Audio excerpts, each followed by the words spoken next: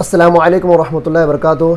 संगमनेर शहर के सारे नौजवान मुस्लिम और नॉन मुस्लिम तमाम लोगों तक मैं ये पैगाम पहुंचाना चाहता हूं कि हमारे दरमियान और हमारे शहर के अंदर अहमदनगर शहर की एक जानी मानी हस्ती मुफ्ती सालिम साहब यमनी तशरीफ़ लाए थे। एक बहुत अहम मकसद के लिए हज़रत का यहाँ पर आना हुआ था और मुस्तकिल 2 दिन से हज़रत का संगमनेर में क़ियाम है। और हज़रत क्या फ़िक्रे लेकर आए थे, क्या मुहिम लेकर आए थे, 2 मैसेज अवामुन्नास के दरमियान में हमने दिए थे। और कल रात में हज़रत की रैली निकलने वाली थी जो सैयद बाबा चौक से होते हुए जाने वाली थी बस स्टैंड पर। और उस रैली के ज़रिए हज़रत की जो फ़िक्रे हैं कि इंसानियत अभियान रैली जो इनकी निकली है नागपुर से जा रही है मुंबई को, इस रैली का इनका मकसद क्या है, ये हिंदुस्तानी आवाम को क्या पैगाम देना चाहते हैं और उसके ज़रिए से आवाम के अंदर जो एक नफ़रत का जो एक माहौल जो बनाया गया है आप देख रहे हैं, उसके तरीक़े से हमको अवामुन्नास के अंदर मतलब मुल्क भारत की आवाम मुस्लिम और नॉन मुस्लिम आवाम कह रहा हूँ मैं, तो हिंदुस्तानी बाशिंदों को किस तरह से रहना चाहिए आपस में। जो लोग एक दिशा भूल कराकर मज़हब के नाम पर बांटते हैं, बंटवारा करते हैं, उसके ताल्लुक से हमको क्या फ़िक्रें लेना चाहिए। और जो हर शहर के अंदर जो मतलब युवा नेता होते हैं, जो काबिल असर और रसूख वाले जो लोग होते हैं, उनका काम क्या है, वो आवाम को कैसे लीड करे और किस तरह से आवाम को समझाए कि नफ़रत से नहीं मोहब्बत से देश चलता है, नफ़रत से नहीं देश मोहब्बत से चलता है। बहुत सारे मुफ्ती साहब के स्लोगन भी है। तो मुफ्ती साहब बारिश होने की वजह से हम रैली नहीं निकाल सके, लेकिन मुफ्ती साहब ने जो फ़िक्रे लेकर हमारे संगमनेर में तशरीफ़ लाए थे मुफ्ती साहब, वो सारी बातें वीडियो की शक्ल में मुफ्ती साहब ने रिकॉर्ड की है। वो सारी बातें आप हज़रात के सामने मुफ्ती साहब पेश कर रहे हैं। मैं अवामुन्नास से दरख्वास्त करता हूँ कि हमारे इस वीडियो को हर मुस्लिम और नॉन मुस्लिम ग्रुप के अंदर शेयर करें। हर मुस्लिम और non Muslim, political non political, हर ग्रुप के अंदर व्हाट्सएप पर, सोशल मीडिया पर, फेसबुक पर, जहाँ जहाँ आपके अकाउंट्स हैं वहाँ पर मुफ्ती साहब के इस वीडियो को, इस पैगाम को शेयर करें और लोगों को बताएं कि आज का ज़माना ये तोड़कर और नफ़रत के साथ जीने का ज़माना नहीं है, बल्कि मोहब्बत के साथ रहने का और एक दूसरे की कदर करने का, एक दूसरे के हक़ को जानते हुए ज़िंदगी गुजारने का ज़माना है। तो मुफ्ती साहब ने बहुत सारी बातें जिस मकसद से वो यहाँ पर आए थे संगम में बहुत सारी बातें कही है इंशाल्लाह, और मैं आप हज़रात सामने पेश कर रहा हूँ। फिर आपसे मैं दरख्वास्त करता हूँ कि जितना हो सके मुफ्ती साहब के इस वीडियो को अवामुन्नास तक शेयर करें। इंसानियत अभियान जो रैली का ये आयोजन किया गया है 19 फरवरी से, इसका बुनियादी मकसद ये है कि हिंदू मुस्लिम सिख ईसाई बौद्ध जैन बल्कि जितने भी भारत में छोटी बड़ी ज़ातें और मज़ाहिब के लोग रहते हैं, इनके बीच में जो नफ़रत पैदा की जा रही है, गलत फहमी पैदा की जा रही है, ये देश और देशवासियों के लिए बहुत ख़तरे की बात है। ये तमाम फ़िक्रों के तहत में हम लोगों ने 12 साल पहले एक मुहिम शुरू की, उसका नाम है इंसानियत अभियान। तो इसका पूरे भारत के कई सारे स्टेट्स में हम लोगों ने प्रोग्राम किए, इंसानियत अभियान कॉन्फ्रेंसेस की, ताकि तमाम धर्म के धर्म गुरुओं को लेकर और तमाम पक्ष के अच्छे समझदार लीडरों को लेकर मुल्क में गलत फहमी भारतवासियों से कैसे दूर की जाए, उसके ऊपर हम लोग काम करते हैं। सभी धर्म के धर्म गुरुओं को लाते हैं और उनसे ये कहते हैं कि आप अपने धर्म से अपने मानने वालों को, अपने चाहने वालों को इंसाफ और इंसानियत की अहमियत जो आपके मज़हब से आपने सीखी वो बताएं। तो इस तरह से मुल्क में अमन व अमान और भाईचारा और इंसानियत बढ़ेगी तो मुझे लगता है कि देश जो है बंटवारे की तरफ नहीं जाएगा, बल्कि एकता और अखंडता हमारे देश में बनी रहेगी। उसी एकता और अखंडता के लिए हम लोगों ने इस इंसानियत अभियान कॉन्फ्रेंस को इंसानियत अभियान रैली में कन्वर्ट किया और इसकी कोशिश की कि गांव-गांव, देहात, शहर हम लोग जाकर तमाम मज़ाहिब और तमाम सियासी पार्टियों के समझदार लोगों को लेकर, देश प्रेमियों को साथ में लेकर देश की रक्षा और देश की अखंडता के लिए हम लोगों ने ये प्रयास शुरू किया। 19 फरवरी शिव जयंती के मौके पर हम लोगों ने ये मुहिम का आगाज़ किया नागपुर संविधान चौक से और 14 मार्च को ये रैली मुंबई अगस्त क्रांति ग्राउंड के ऊपर एंड होगी। और अगस्त क्रांति ग्राउंड को खास तौर से इसलिए हम लोगों ने एंडिंग के लिए तय किया कि वो जो मैदान है अगस्त क्रांति ग्राउंड का, उसके पीछे एक हिस्ट्री है कि अंग्रेज़ों के ख़िलाफ़ में जो भारतवासियों ने जो एक मोर्चा खोला था, जिसको गांधी जी ने लीड किया था, उस मोर्चे का उन्वान था भारत छोड़ो का एक नारा दिया था गांधी जी ने 1942 में। तो भारत छोड़ो का जो नारा दिया था, आज हम उसी मैदान में पहुंचकर भारतवासियों नफरत छोड़ो और देश के अंदर एकता और अखंडता की तरफ हम लोग सब आगे बढ़े, उसके लिए ये हम लोग कोशिश कर रहे हैं। आज हम लोग संगमनेर पहुँचे और संगमनेर के अंदर भी बहुत अच्छी मुफ्ती सालिम इशाती साहब, हाफिज़ हमज़ा साहब और शौकत भाई, ये लोगों ने, और दीगर इनके साथ में एजाज़ पहलवान साहब हैं, इमरान भाई हैं, बड़ी इन्होंने कोशिश की। अल्लाह तबारक तआला और भी जो हजरात ने कोशिश की उनको बेहतर बदला दे। आज ये रैली हमारी संगमनेर से होते हुए सिन्नर और नासिक पहुँचेगी। आज नासिक में 12 बजे प्रोग्राम है द्वारका चौक के ऊपर, जो अजीम सैयद साहब और हनीफ भाई और इसी तरह बबन राव घोलप साहब और शरद आहिर साहब, इन तमाम सर्वपक्ष सर्वधर्म के लोगों ने एक इंसानियत अभियान रैली का वेलकम का प्रोग्राम द्वारका पे रखा हुआ है नासिक में। और फिर वहाँ से वो रैली जो है इगतपुरी होते हुए शाहपुर और शाहपुर होते हुए भिवंडी, फिर कल्याण मुमरा थाना होते हुए मुलुंड, फिर विक्रोली, वहाँ से फिर घाटकोपर, फिर चांदेवली, फिर साकीनाका, इसी तरह जोगेश्वरी, अंधेरी, फिर Santacruz, Bandra, Mahim, Dadar, Lalbaug, Byculla, J Mohammad Ali road, gate of India, और इसी तरह से फिर ये अगस्त क्रांति ग्राउंड 14 मार्च को ये रैली ख़त्म होगी। हम तमाम भारतवासियों से गुजारिश करते हैं कि देश के अंदर जो होने वाली गलत फहमियाँ है इसको दूर करने के लिए और देश की और देशवासियों की रक्षा और उनकी प्रगति के लिए इस मुहिम को आगे बढ़ाएं। और इसकी हर तालुके में, हर शहर में एक इंसानियत अभियान कमेटी बनाई जा रही है जिसमें सर्वपक्ष सर्वधर्म के अच्छे लोगों को लेकर गलत फहमी पैदा जो होती है और गलत फहमी के ज़रिए जो शोला भड़कता है, जिसके ज़रिए मासूम इंसानों की जाने जाती है और मासूम इंसान की जो बद्दुआ से हमारा देश न झुलसे और हमारे देश पर उनकी बद्दुआओं का असर ना हो, हमारी हुकूमतें और हमारा देश बर्बाद ना हो, उसके लिए हम चाहते कि किसी की बद्दुआ से हमारा देश और हमारे देशवासियों को तकलीफ़ ना पहुँचे। अगर हम ये चाहते हैं तो हमारा कर्तव्य है कि हर इंसान सुख रहे और सुखी से रहे और इज़्ज़त से रहे, और उसकी जान माल हम तमाम हिंदुस्तानियों का कर्तव्य है कि उसको महफूज रखे। यही इस्लाम की भी तालीमात है। बहुत सारी ताकतें और बहुत सारी तंजीमें और बहुत सारे नौजवान बच्चे और बहुत सारे ऐसे धर्मगुरु जिनको सही मालूमात शायद मेरे हिसाब से नहीं है, अधूरी मालूमात है, वो उस अधूरी मालूमात के ज़रिए इस्लाम के ऊपर, कभी बौद्धिज़्म के ऊपर, कभी क्रिश्चियनिज़्म के ऊपर जो आरोप लगाते हैं, जिसके ज़रिए जो है उसके वो जो मज़हब के मानने वाले उनमें एक नफ़रत और जज्बा, बदला लेने का जो जज्बा पैदा होता है, वो लोग रोड पर आते हैं। तो ऐसी कोई हरकत नहीं होनी चाहिए कि जिसके ज़रिए देशवासियों के अंदर कोई उनके दिल की भावनाओं को तकलीफ़ पहुँचे। और हम एक दूसरे का रिस्पेक्ट करें, एक दूसरे के मज़हब का ख्याल करें। अगर मालूमात नहीं है तो उनके एक्सपर्ट्स से जाकर मालूमात ले और अपनी जो गलत फहमी है उसको दूर करें। क्योंकि यहाँ पर करीब 1000 साल मुसलमान की हुकूमत रही। उस 1000 साल के अंदर अगर कुछ गलत करना होता और अगर हमारा मज़हब किसी पे जुल्म और अत्याचार सिखाता तो वो 1000 साल के अंदर पूरी कहानी ख़त्म हो गई होती।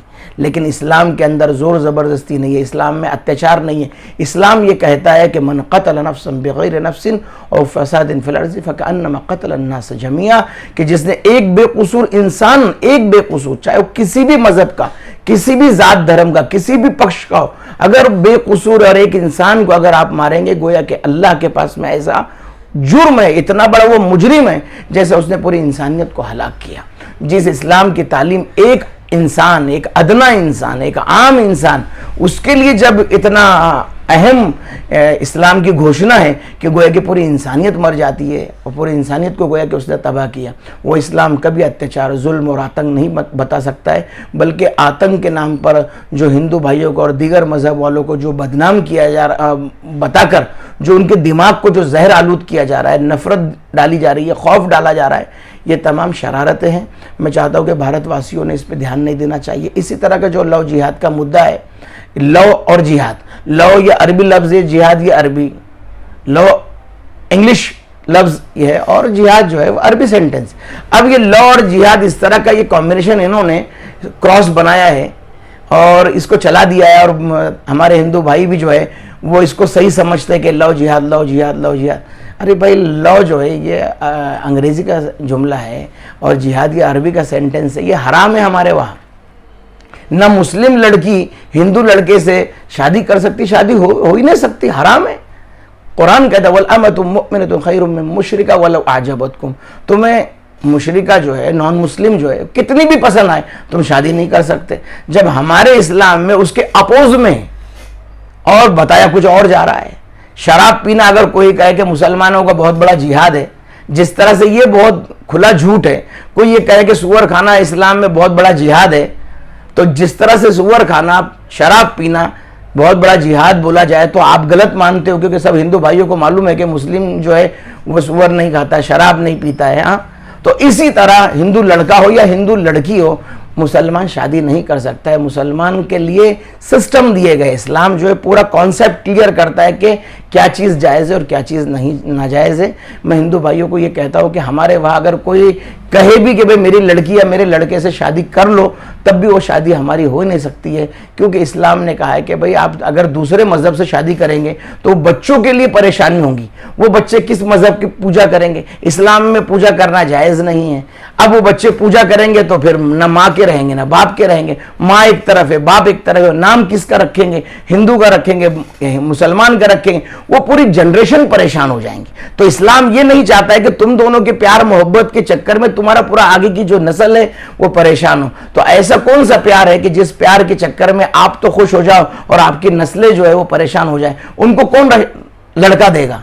कहेंगे तेरा बाप मुस्लिम है या तेरी माँ मुस्लिम है, तेरा बाप हिंदू है या तेरी माँ हिंदू है। तो ऐसे बच्चों को फिर आगे के लोग भी रिश्ता नहीं देंगे, वो गलती करेंगे माँ बाप और भुगतेंगी नस्ल। इसके लिए इस्लाम ने ये तमाम चीज़ों को सोचते हुए मना किया कि आप नॉन मुस्लिम से निकाह, चाहे लड़का हो या लड़की हो, हमारे इसमें करना जायज़ नहीं है, वो हरामकारी है, वो गुनाह है। जैसे बगैर शादी के साथ में जो लोग अपनी ज़िंदगी बसर करके गुनाह कर रहे हैं, उसको लोग गुनाह समझे या ना समझे वो लोगों की अपनी समझ है। जैसे कि सिग्नल तोड़ के लोग निकल जाते हैं बड़े खुशी से और समझते कि हमने कोई जुर्म नहीं किया, लेकिन कानून के एतबार से, संविधान के एतबार से उन्होंने जुर्म किया है। इसी तरह इस्लाम को कोई माने ना माने, लेकिन इस्लाम के एतबार से नॉन मुस्लिम लड़का हो या लड़की हो, हम लोग उसमें शादी नहीं कर सकते हैं। ये इस्लाम का वाज़ेह फैसला है। अब ये तमाम चीज़ें हिंदू भाइयों को नहीं मालूम है, इसलिए हिंदू भाई परेशान है कि भाई 5 लाख रुपए, 10 लाख रुपए, 20 लाख रुपए इनाम मिल रहा है हिंदू लड़कियों से। ये तो गुनाह है। हमारे वहां गुनाह पर पैसा देने वाला भी गुनहगार है। मैं तो ये कहता हूं, भी मैं हमारे विश्व हिंदू परिषद के जो जिम्मेदार लोग हैं उनसे मेरी मुलाकात हुई। जब मैंने उनसे कहा कि भाई पूरे भारत के अंदर मुझे एक ऑफिस बता दो जहां पर हिंदू लड़की से शादी करने पे 20 लाख रुपए मिलते हैं, एक ऑफिस बता दो, एक ऑफिस बता दो। झूठ प्रोपेगेंडे है और इस तरह से कोई लेना देना नहीं। जिन बच्चियों को और जिन बच्चों को अपनी माँ बाप की इज्जत की परवाह नहीं है, उनको अपने मजहब से क्या लेना देना है? वो अपने माँ बाप की परवाह किए बगैर भाग रही है, वो बदतमीज हो गए। एजुकेशन आपने सिखाया लेकिन उनको संस्कार नहीं सिखाया, तो संस्कार ना सिखाना, उसकी वजह से ये एजुकेशन के समंदर और ये एजुकेशन की लाट में ये नस्ल बह रही है। मैं चाहता हूं कि इन तमाम पढ़ने वाले बच्चों को जो एजुकेटेड है, इनको जो है संस्कार भी सिखाओ। अगर आप इनको संस्कार नहीं सिखाएंगे तो ओल्ड हाउस जो है ये बढ़ते जाएंगे। आज से पहले हमारे बच्चे पढ़े लिखे कम थे, अंगूठा छाप थे, अनपढ़ थे, लेकिन अपने माँ बाप की इज्जत करते थे, बड़ों की इज्जत करते थे, उनकी बात का लिहाज करते थे। बगैर लड़की देखकर या बगैर लड़का देखकर शादी करके पूरी जिंदगी बसर किया करते थे। आज हमारी जो औलाद है, करोड़ों रुपए उनके ऊपर आप खर्च कर रहे हो, उनको बड़ा क्वालिफाइड बना रहे हो, और वही कह रहा है कि मेरी बीवी आपको देखना पसंद नहीं करती है, ओल्ड हाउस में अपने माँ बाप को डाल रहा है। ऐसा क्वालिफाइड बच्चा और ऐसा एजुकेटेड बच्चा हमें नहीं चाहिए। आज से पहले डाकू गुंडों को रात का इंतजार करना पड़ता था, तन्हा और बयाबान रास्ते का इंतजार करना पड़ता था, वहां पर वो डकैती करते थे। अब तो ऑनलाइन पढ़े लिख के डाकू हो गए, वो तो भाई घर में ऑफिस में एसी रूम में बैठकर हैकिंग कर रहे। तो यही अगर एजुकेशन हमारा रहा तो मुझे लगता है कि दुनिया जो है वो नर्क बन रही है और हमारा भारत नर्क की तरफ जा रहा है। मैं चाहता हूं कि ऐसा संस्कार और ऐसा एजुकेशन हो जो एक दूसरे को इंसानियत से जोड़े और एक दूसरे का दर्द रखे। आज जो बच्चों के अंदर नशा आम हो रहा है और बच्चों में नफरत आम हो रही है, नशा और नफरत इस देश को बर्बाद करने के लिए बहुत बड़ा हथियार है। ये इतना बड़ा एटम बम है हमारे भारत के लिए कि जिसको हम महसूस नहीं कर रहे हैं। आज एक आदमी, एक औरत, एक बच्चा गलत कमेंट किसी भी मजहब के जो आदरणीय लोग हैं उनके बारे में गलत कमेंट करके वो रातों रात हीरो बनता है, और पुलिस डिपार्टमेंट उनको क्या करती है, संरक्षण देती है, उनको हिफाजत देती है, और वो प्रोटेक्शन में आ जाते हैं, और पूरा देश जो है वो गैर सुरक्षित होता है। सब पूरे देशवासी एक दूसरे से लड़ते, एक एक गलत कमेंट करने की वजह से 10-10 हजार 5-5 हजार हिंदुस्तान वासियों पर FIR हुए। वो गलत कमेंट करने वाले के ऊपर कुछ भी नहीं, उसको फांसी देना चाहिए फौरन, कि जो जिसके वजह से पूरा मुल्क का वातावरण खराब हुआ, उसके ऊपर सख्त से सख्त कानून लाना चाहिए। जो किसी भी मजहब के बारे में गलत अनाप शनाप लफ्ज इस्तेमाल करे, मैं भारत सरकार से गुजारिश करता हूं कि देशद्रोही का कानून उसके ऊपर लागू होना चाहिए, और उसके भाषण की वजह से या उसके जज्बाती बातों की वजह से या उसकी गलत कमेंट की वजह से जितने भी लोगों के अंदर शरारत पैदा हुई, जितने भी लोगों ने शरारत की और उन पर जितने FIR हुए, वो तमाम FIR उसके ऊपर भी होना चाहिए। जब जाकर मैं समझता हूं कि हमारे भारत के अंदर भारतवासियों की मोहब्बत से और उनकी एकता से कोई झगड़ने की और उनको लड़ाने की कोई शरारत की नापाक कोशिश नहीं करेगा। जब तक हम उनको संरक्षण देते रहेंगे और हमारा देश वो गैर सुरक्षित करते रहेंगे, इसलिए उनको संरक्षण देने के बजाय उन पर फौरन देशद्रोही का कानून लगाया जाए, चाहे वो किसी भी समाज से हो। और किसी भी समाज के बारे में अगर वो दिल दुखाने वाली अगर बातें कहता है तो उस पर सख्त कानून कार्रवाई होनी चाहिए। और उसी के लिए हम लोग ये छोटी सी कोशिश कर रहे हैं कि इंसाफ लाओ, देश बचाओ, भारतवासियों नफरत मिटाओ।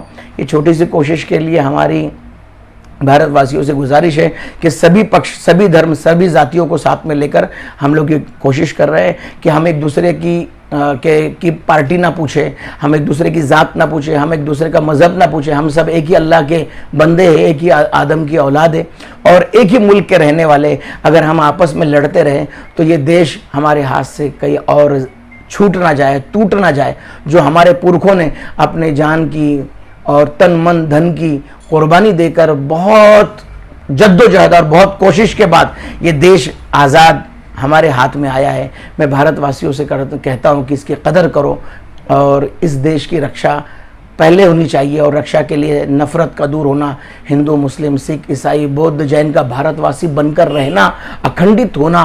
और कोई किसी के बारे में आपको अगर मिसगाइड करे भारतवासी के बारे में, तो दूसरा भारतवासी कहे कि नहीं, मेरा भारतवासी गद्दार हो ही नहीं सकता, है ना। तो इस तरह से जब एक भाई को दूसरे भाई के बारे में ये मालूम है कि हम 10 भाई है, 5 भाई है, 4 भाई है, 2 भाई है, अपने मां के विरोध कोई भाई हो ही नहीं सकता।